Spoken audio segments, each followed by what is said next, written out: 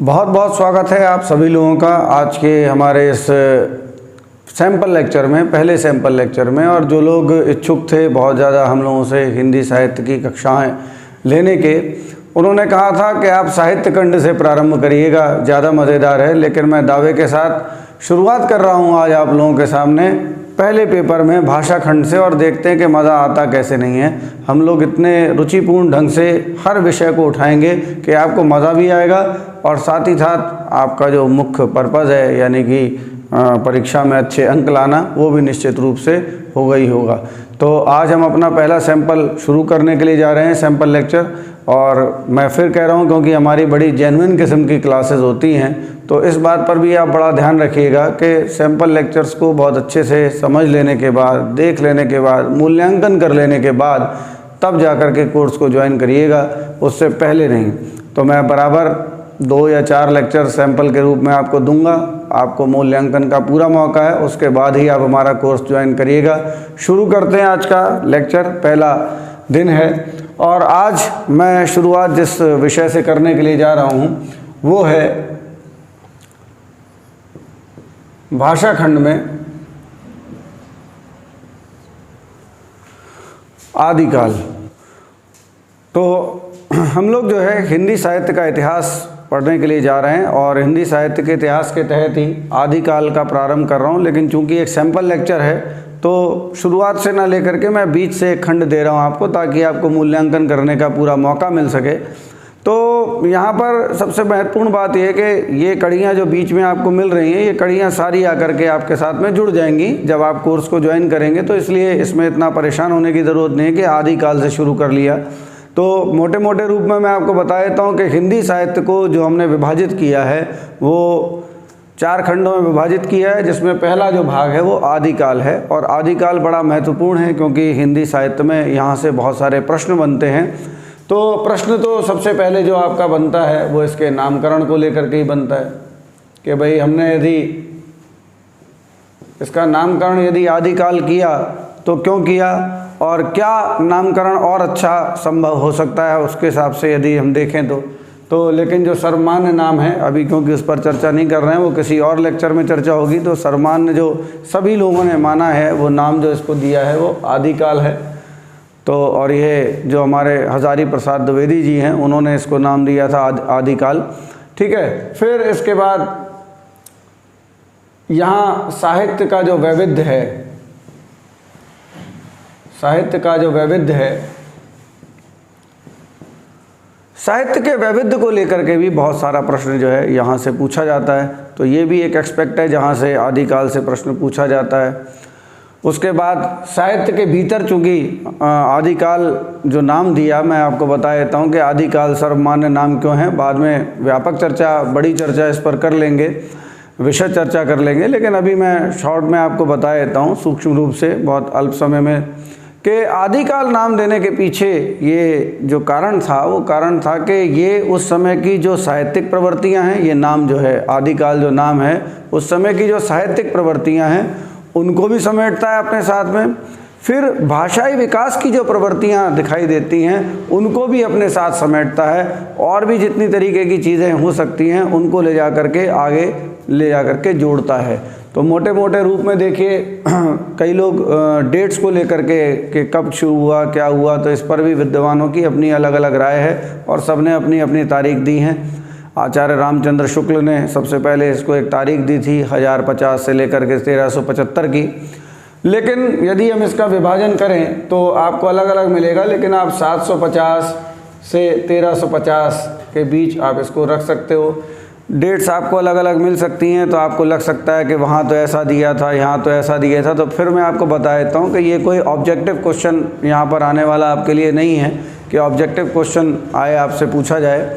जो प्रश्न आपसे पूछा जाएगा वो विश्लेषणात्मक प्रश्न होगा, तो उसका जवाब देने के लिए यहाँ सब्जेक्टिविटी की आवश्यकता होगी, ऐसे कोई ऑब्जेक्टिव क्वेश्चन नहीं है। और सबसे पहली बात तो ये है कि एक साहित्यिक प्रवृत्ति है, इसकी कोई बर्थडे नहीं हो सकता है, इसका कोई डेट ऑफ बर्थ नहीं हो सकता कि हम कहें कि नहीं साहब फ़लाँ तारीख को फ़लाँ दिन ये पैदा हुआ था व्यक्ति, तो ऐसा नहीं हो सकता। मोटे मोटे रूप में प्रवृत्तियों को देख करके जाते हैं। तो इसके बाद जो आदिकाल जो है वो यही है, जैसा मैंने बताया कि समस्त प्रकार की जो साहित्यिक प्रवृत्तियाँ हैं, भाषाई जो विकास है, उस सब को अपने अंदर भीतर समेटे हुए है। ये इसकी सबसे ख़ास बात है, इसलिए ये नाम सबसे उचित लगता है।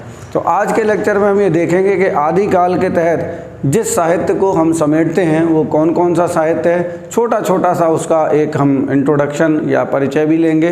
इसके बाद अगले नेक्स्ट लेक्चर में, सैम्पल लेक्चर में तो मैं कोई और दूंगा, लेकिन जैसे जैसे आप कोर्स ज्वाइन करेंगे तो फिर आदिकाल के विस्तार के रूप में हम उन खंडों को भी जानेंगे जिन खंडों से प्रश्न पूछा जाता है, क्योंकि आदिकालीन जो साहित्य है उस साहित्य से इंडिविजुअली अलग तरह से भी एक एक प्रश्न सबसे पूछा गया है और पूछा जाता रहा है। तो अब हम देखेंगे कि आदिकालीन साहित्य के तहत वो कौन कौन सा साहित्य है जिसको समाविष्ट हम करते हैं। तो तिथि तो हमने देख ली कि इतनी दूर तक इसको हम लेकर के जाते हैं।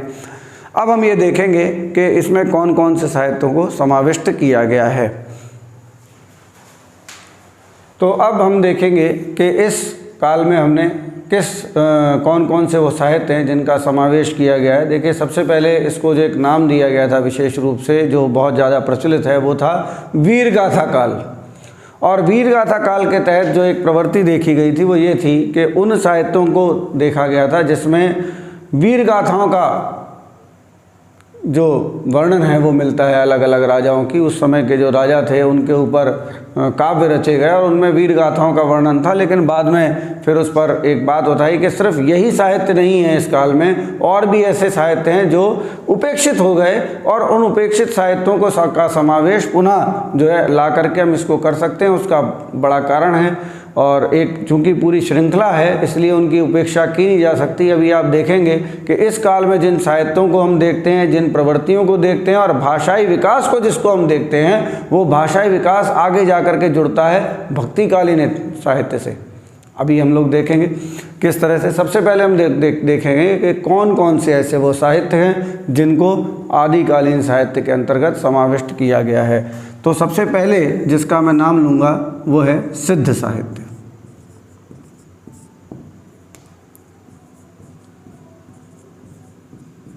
सिद्ध साहित्य, फिर बारी बारी से हम इन पर चर्चा करते जाएंगे।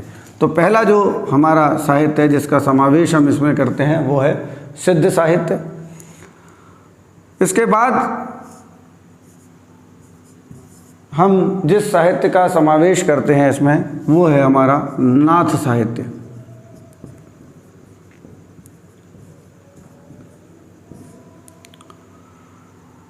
और तीसरा जो समावेश है वो हम लोग करते हैं रास साहित्य का।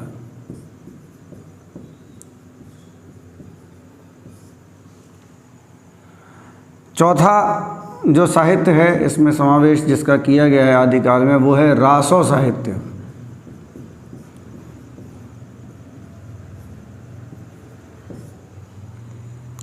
और पांचवा जो साहित्य है जो इस श्रेणी में आता है वो है लोक साहित्य। लोक साहित्य तो हमेशा से हर काल में हर जगह पर रहा ही है। और इसके इतर जो एक छठवीं प्रवृत्ति हमको देखने को मिलती है, वो छठवीं प्रवृत्ति जो है वो एक अपने आप में स्वतंत्र है, ठीक है ना। एक स्वतंत्र प्रकृति का साहित्य है, वो किसी चीज़ से जुड़ा नहीं है, उसको आप किसी तरह से किसी वर्गीकरण के तहत नहीं ला सकते। वो अपने तरह से अपनी स्वतंत्र प्रकृति रखता है, तो एक स्वतंत्र किस्म का साहित्य है, वो इसके अंतर्गत समाविष्ट है। तो बारी बारी से हम लोग समझना शुरू करेंगे कि वास्तव में साहित्य कौन कौन सा है। अब तो जो है बहुत सारी चर्चाएं जो है इस पर आगे होंगी और इन डिटेल भी हम लोग जाएंगे बारी बारी से। और सब पर ऊपर से लेकर नीचे तक जितनी चीज़ें मैंने लिखी यहाँ, सब पर जो है आपसे प्रश्न पूछा जाता है मेंस में। इस बात पर आप बहुत अच्छे से गौर करिएगा और अभी ही इसका परिचय में बहुत गहराई से चीज़ों को समझिएगा, ताकि आगे ले जा कर के प्रश्नों से हम उसको जोड़ सकें, कनेक्ट कर सकें, ठीक है।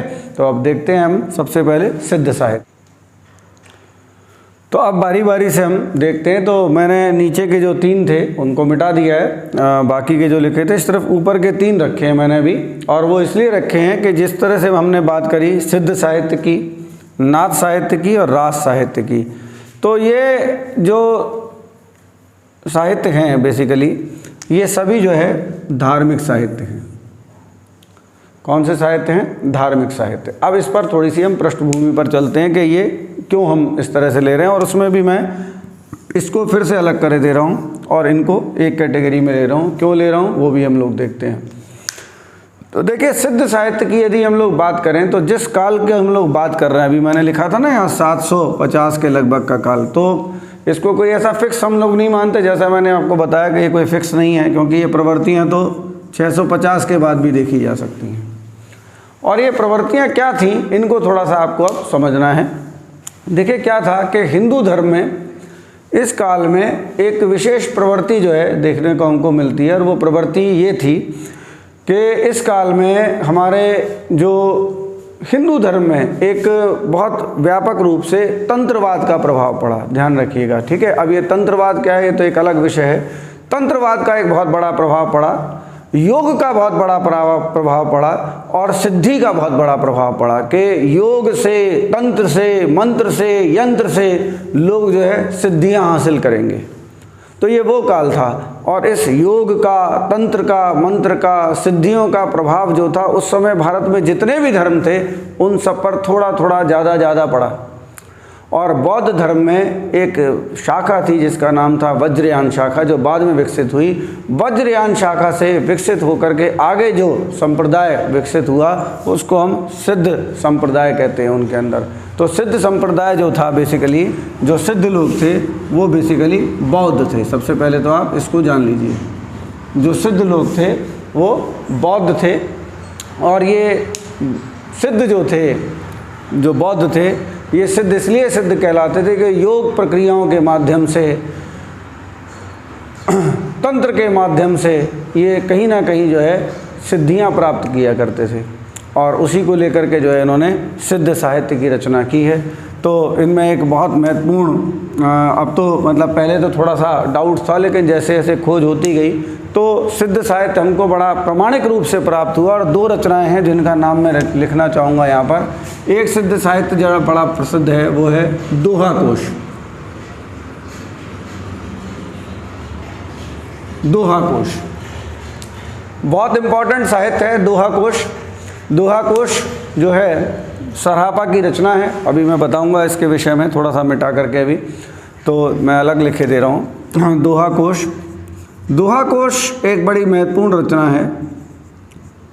अब आप देखेंगे दोहा, अब दोहे की शुरुआत भी देखिए यहाँ से हो जाती है। तो साहित्यिक प्रवृत्तियों में जैसे मैंने कहा था कि भाषा का विकास हमको देखने को मिलता है, कि छंद के रूप में दोहा यहाँ आपको देखने को मिलता है, जो कबीर में भी दिखाई देता है, रहीम में भी दिखाई देता है, और रीतिकाल में बिहारी में भी दोहा दिखाई देता है। तो देख रहे हैं आप, तो ये एक सबसे ख़ास बात है। तो बड़ी विशिष्ट सी बात है कि इस काल में हमको जो है ये देखने के लिए मिलता है। तो दोहा कोश बड़ी एक प्रमाणिक रचना है जो इस काल में हमको देखने को मिलती है। सरापा ने उसको लिखा था। तो सरापा एक सिद्ध कवि भी हैं और सिद्ध एक खुद में सिद्ध भी थे और सिद्ध कवि भी हैं जिन्होंने सिद्ध साहित्य रचा।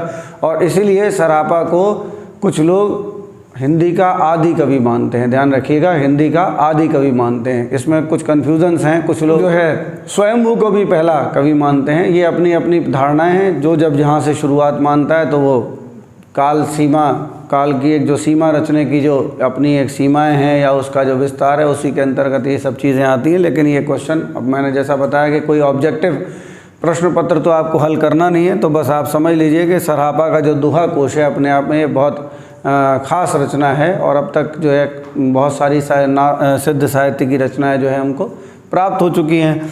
तो ये सिद्धों के बारे में मैंने एक इंट्रोडक्शन आपको दिया कि सिद्ध बेसिकली बौद्ध थे।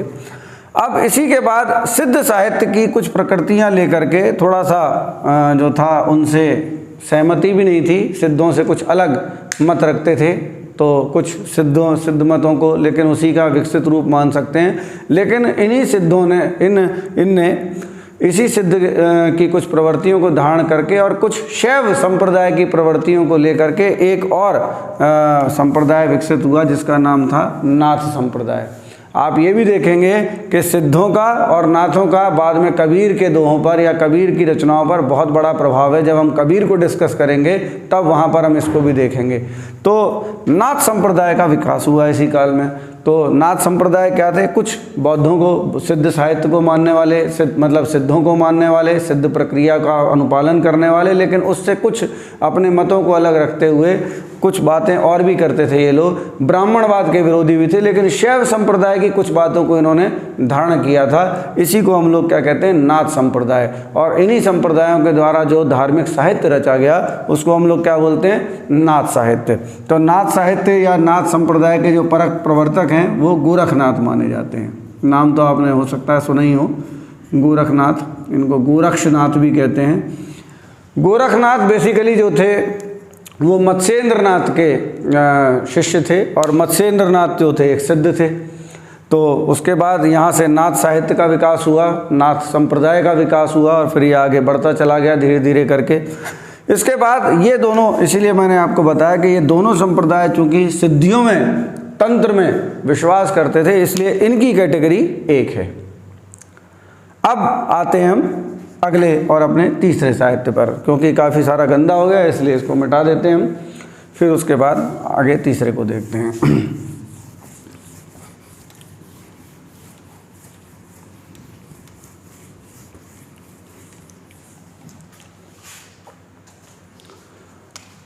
इसके बाद जो तीसरा हमारा इम्पोर्टेंट जो था वो था रास साहित्य।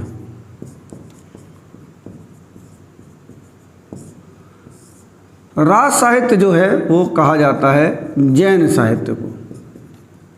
तो आप समझ सकते हैं कि उस समय जैन धर्म भी जो है अपने पराकाष्ठा पर था और हमेशा रहा। जैन भी आज भी है, जो जैन धर्म को मानने वाले लोग बौद्धों से ज़्यादा हैं।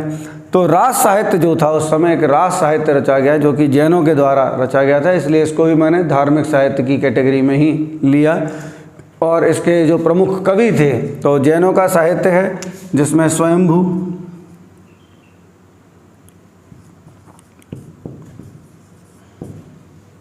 जिनकी एक रचना है परम चर्यु। तो अब देखिए परम चर्यु, चर्यु आप देख रहे हैं, चर्यु लिखा हुआ है, इसको जैनों की रामायण बोलते हैं। तो ये जो चर्यु आप लगा हुआ देख रहे हैं, इस चर्यु का मतलब है चरित्र।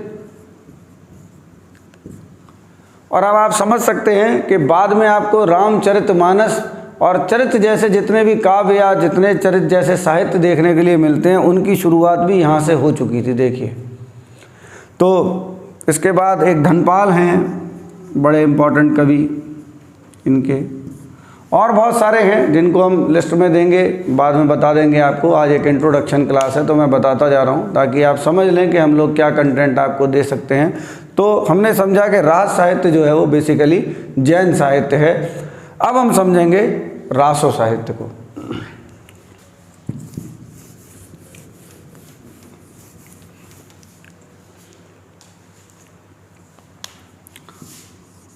रासो,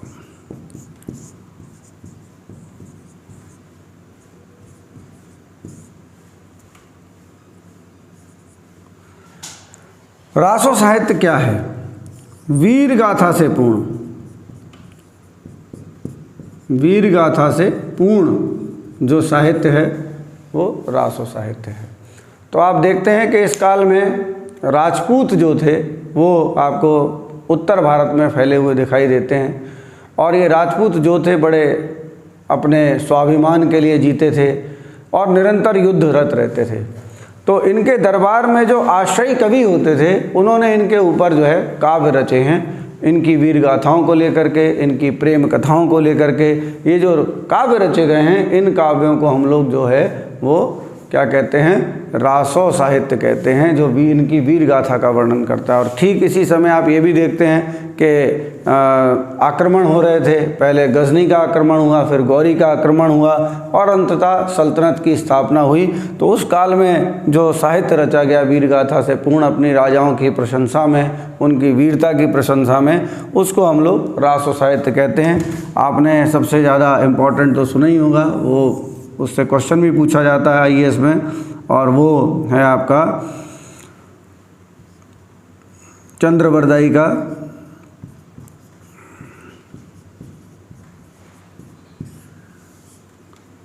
पृथ्वीराज रासो।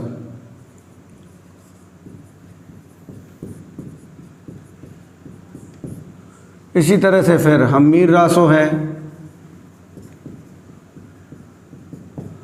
परमाल रासो है, फिर आपके इसी तरीके से खुमान रासो है। तो इस तरह से बहुत सारे जो रासो साहित्य हैं वो इस काल में मिलते हैं। जय मयंक जसचंद्र का और बहुत सारे हैं, उन पर चर्चा सब आपको एक एक से लिख करके बता दूंगा मैं। ये इंट्रोडक्शन क्लास है तो, और कोई ऑब्जेक्टिव क्वेश्चन तो आना नहीं होता है, तो आपको चर्चा करनी होती है, उल्लेख करने होते हैं। जहाँ जहाँ उन उल्लेखों की आवश्यकता पड़ेगी वहाँ पर सारे आपको नाम मैं देता जाऊँगा। तो सबसे पहले अब हमने समझा कि रासो साहित्य के विषय में। अब हम लोग आते हैं लोक साहित्य।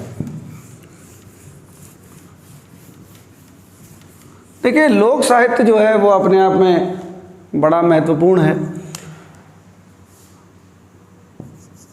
और हर काल में कुछ लोक साहित्यकार होते हैं, छोटे छोटे गांव में बसते हैं, उस गांव की कहानियां गाते हैं और वहीं समाप्त हो जाता है। उनका साहित्य लोगों तक नहीं पहुंच पाता, और यदि पहुंच गया तो फिर वो हमारे देश की साहित्य की धरोहर में शामिल हो जाता है। तो इस काल का एक रचना है, एक कवि हैं जिनका नाम है कल्लोल कवि,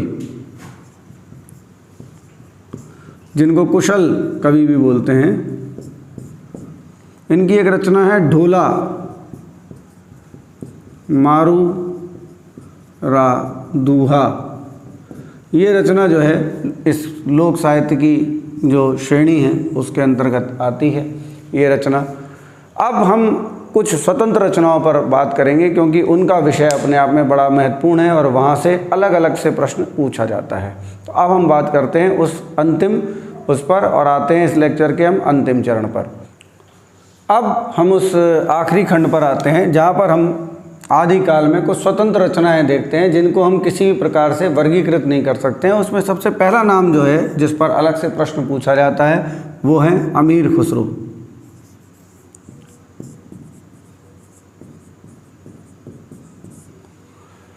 देखिए, अमीर खुसरो को खड़ी बोली हिंदी का आदि कवि कहते हैं। ध्यान रखिए, खड़ी बोली का, ध्यान रखिए खड़ी बोली का। क्यों खड़ी बोली की ही बात मैं कर रहा हूँ, इसको भी आप ध्यान से सुन लीजिए।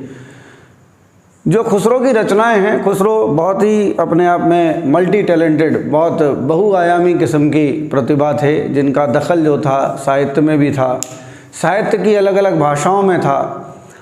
इसके बाद भाषा की बात करें तो फ़ारसी में लिखते थे, तो उनकी फ़ारसी की रचनाएं अलग हैं, जैसे आशिका उसमें से एक है।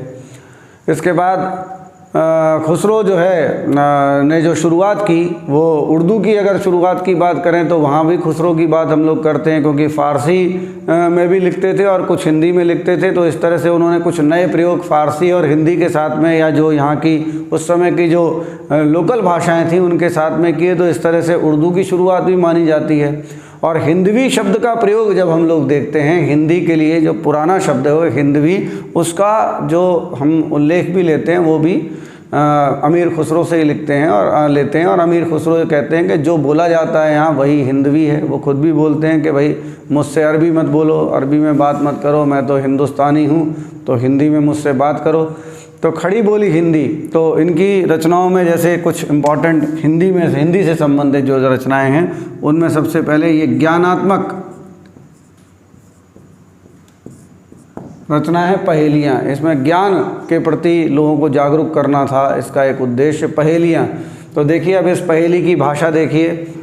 एक थाल मोती से भरा, सबके सर पर औंधा धरा। तो जब आप इसको सुनते हो तो आपको क्या ऐसा नहीं लगता कि आज ही की भाषा हो? अब अगर हम इसको खड़ी बोली हिंदी के सबसे पहले कवि कहें या उसका दर्जा दें तो क्या बुरा है? एक गाना शायद आपने ना सुना हो, बहुत पॉपुलर गाना है, काहे को ब्याह अब विदेश, अरे लखिया बाबुल मोरे। तो ये जो बाबुल शब्द सुनते हैं आप देखेंगे बहुत सारे विदाई के गाने हैं जहाँ कहते हैं बाबुल की दुआएं लेती जा। बाबुल फिल्म भी बनी हुई है। तो बाबुल शब्द आज भी प्रचलित है, इतना 600-700 साल बीत गए उसके बाद भी बाबुल शब्द का प्रयोग किया जाता है। तो आप देखते हैं व्रज भाषा में भी इसी तरीके से प्रयोग हमको देख रहे हैं। खुसरो रैन सुहाग की, जे मैं जागी पी के संग, तन मोरा मन पिया का, तो दोनों एक ही रंग। खुसरो दरिया प्रेम का सो उल्टी बाकी धार। तो जब आप इन सबको देखेंगे, मैं एक एक चीज़ों को, दोहों को, उनके छंदों को पढ़ करके आपको सुनाऊंगा। जब आप पूरा पढ़ेंगे मुझसे तो आप देखेंगे कि भाषा की प्रवृत्तियाँ किस तरह से बदल रही हैं, भाषा किस तरह से अपना नया रूप ले रही है इन्हीं लोगों के माध्यम से। ये आप देखोगे खुसरो की जो लेखनी है उसमें आपको व्रज भाषा भी देखने को मिलेगी, कुछ पूरबिया भाषा का भी उसमें आपको लुक मिलेगा, कुछ ऐसे शब्द मिलेंगे आपको जो राजस्थानी के भी मिलेंगे, बहुत सारा, मतलब बहुत अल्टीमेट तरीके का आपको पढ़ने को मिलेगा खुसरो के विषय में। तो जैसे पहेलियाँ, बड़ा अच्छा उदाहरण मैंने आपको बताया, फिर मुकरियाँ हैं, और तो जाने क्या क्या है, जब उनके बारे में हम लोग पढ़ेंगे तो जानेंगे। और दूसरा जो इम्पोर्टेंट कवि हैं इस समय के, वो देखेंगे हम, वो हैं विद्यापति। अब विद्यापति की जो कविताओं का आधार हैं वो हैं कृष्ण और राधा। तो देखिए, आप देखेंगे कि हम भक्ति काल के निकट पहुंच रहे हैं इस तरह से, और उस मार्ग पर भी पहुंच रहे हैं जहां राधा और कृष्ण की पूजा होती है। तो दूसरे जो महत्वपूर्ण कवि हैं वो हैं विद्यापति। तो विद्यापति की जो रचनाएं हैं उसमें एक तो पदावली है, विद्यापति की पदावली, इसके बाद कीर्तिलता,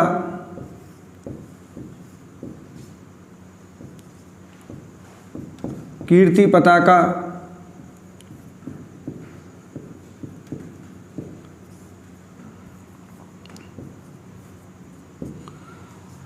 ये कुछ उनकी महत्वपूर्ण रचनाएं हैं और ये रचनाएं जो थी वो मैथिली में की गई हैं। तो इस प्रकार से आप देखते हैं कि मैथिली भी जो है एक साहित्यिक भाषा का दर्जा तो रखती ही है, केवल किसकी वजह से? विद्यापति की वजह से। इनको मैथिल कोकिल के नाम से जाना जाता है, यानी कि मैथिली की कोयल के नाम से जाना जाता है। इस प्रकार से हम लोग देखते हैं कि मैथिली भी साहित्य की धार में शामिल होती है विद्यापति के माध्यम से।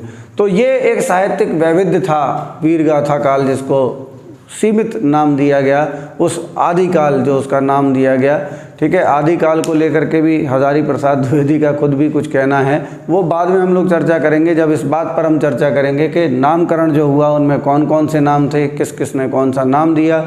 ये एक विस्तृत जो हमारा लेक्चर होगा उसमें आएगी। ये एक सैंपल लेक्चर था आपके लिए, जो मेरे ख्याल से आपको एक समझ देने के लिए और हम लोग क्या पढ़ा सकते हैं आपको वो बताने के लिए पर्याप्त था। इसके साथ ही आज के सैंपल लेक्चर से मैं अलविदा लेता हूं और फिर से जाते जाते उन लोगों को धन्यवाद देता हूं जिन लोगों ने हमारे आंसर राइटिंग कोर्स को ज्वाइन किया है। बड़ा ज़ोर शोर से आंसर राइटिंग का कोर्स हमारा चल रहा है, आप लोग भी ज्वाइन कीजिए, यही मेरी आपसे एक निवेदन है। अगर आप अच्छे मार्क्स लाना चाहते हैं और फाइनल सिलेक्शन सिविल सर्विसेज में लेना चाहते हैं, अगले लेक्चर में या तो इसी के सैंपल लेक्चर में या आंसर राइटिंग के लेक्चर में फिर मुलाकात होगी। तब तक के लिए अलविदा।